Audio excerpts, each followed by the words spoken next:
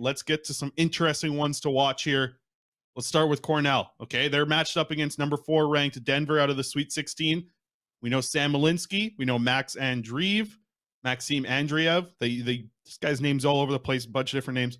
Watch these two guys from Cornell. They play Thursday against number 4 ranked Denver. That's going to be a tough one for them. Denver, defending champions in the NCAA. We might see Malinsky and Andreev potentially sign as soon as Friday, right? Because these players have NHL interest. Might see it as soon as Friday or maybe into the weekend here. Could be a big weekend. 3 other names I want to mention. From Western Michigan, they're matching up against number 5 Boston University. The Terriers are over there. They got a good program. They're a good team. Western Michigan, tough uphill battle for them here. They're going to end up playing, like I said, Boston. They're tough, number 5 ranked team in the nation right now. Ryan McAllister, Max Sasson, and Jason Polin, who's Hobey Baker top 10 finalist. That whole line there, that top line at Western Michigan, they play extremely well together. I'd say 2 of those guys are signing for sure in the NHL after their season is over. So Thursday, they match up against number 5 Boston. That's a tough one, like I'm saying. Okay, this got brought up. I need you to look this up. Okay, Massimo Rizzo. I'm going to talk about him. I need you to figure it out if his draft rights, because he was drafted in the 7th round by the Carolina Hurricanes, I believe, in 2019. You figure this out because I'm going to talk about this. Blair Martin 92 in the chat said Massimo Rizzo out of Burnaby on Denver. Kid's a pit bull. Oh man, do I have to talk about Massimo Rizzo? Let me talk about this, okay? So I covered the Coquitlam Express in the 2019-20 season, okay? And as mentioned here, yes, Massimo Rizzo, grew up in Burnaby, North Burnaby, greatest part of the world. He was with the Penticton Vs. I believe he was actually their captain, and then he had some sort of injury, and he wanted to be closer to home, so he asked for a trade to the Coquitlam Express.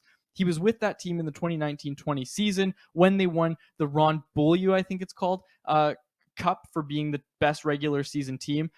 They beat Penticton by, I think, a couple points because they had 2 losses on the season. I think Penticton had 3, one of which came to the Coquitlam Express. That was Clay Stevenson, the goaltender for the Express at that time. Massimo led that team. He was injured for part of the year. It was a deep squad. Ryan Tattle was on like the 4th line as a rookie. He was the captain of the Express last year. Now he's over at UConn. But Massimo Rizzo, draft pick of the Carolina Hurricanes in the 7th round. He was with Denver last year, and he really put on a show. I can't remember which tournament it was, but he put on a show, and he was getting a lot of attention.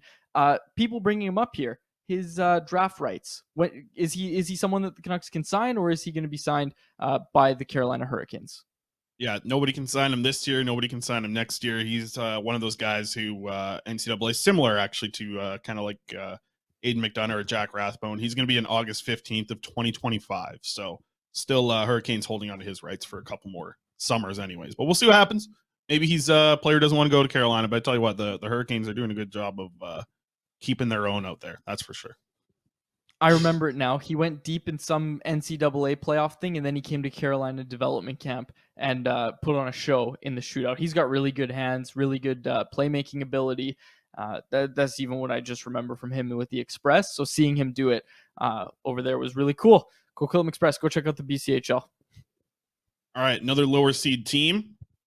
Here's one to watch. Minnesota State Mankato. They're playing St. Cloud State. St. Cloud is damn good. Minnesota State, they're damn good. They're a lower-ranked team, though, going into this game on Thursday. Brendan Fury, Akito Hirose, the left-shot defenseman. Fury's a winger. Keep an eye on him, or Furry. Brendan Furry. Do what you want with that. Akito Hirose, left-shot defenseman. Keep an eye on him. And the big one, Jake Livingstone. I know that's the name everybody wants for the Vancouver Canucks. His season might be over as soon as Thursday or Saturday. They got St. Cloud State. That's a very good team. That's a top 7 team in the whole NCAA. So Mankato's got it tough on what are they playing Thursday there. So watch for that. Thursday and Saturday games, like I said. Thursday, Saturday will be the final to decide the Final Four.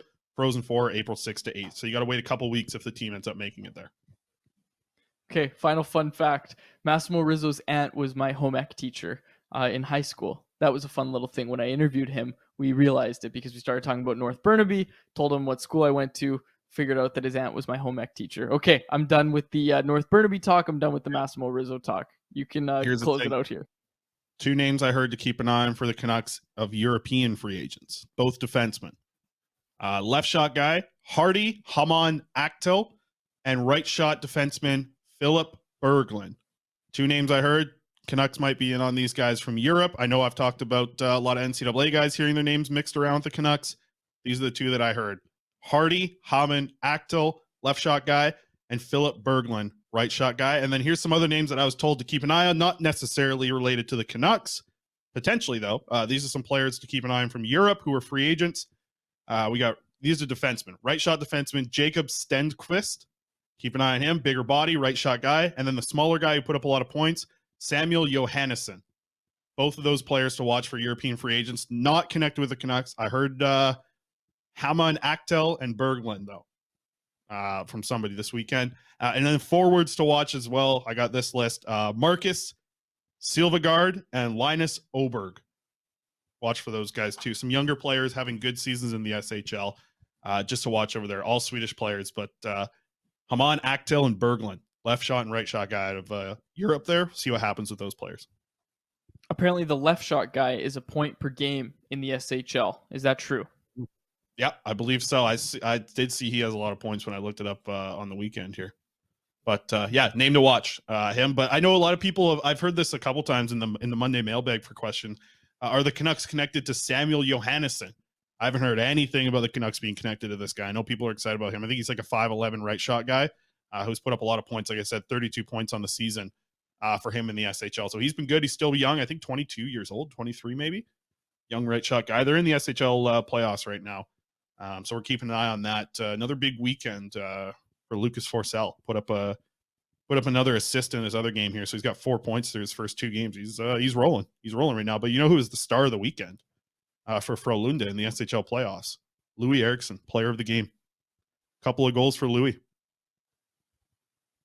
Garbage NHL goals too. Comeback? Absolute NHL garbage. comeback? Hey, get another 6x6 somewhere. You could tell you that.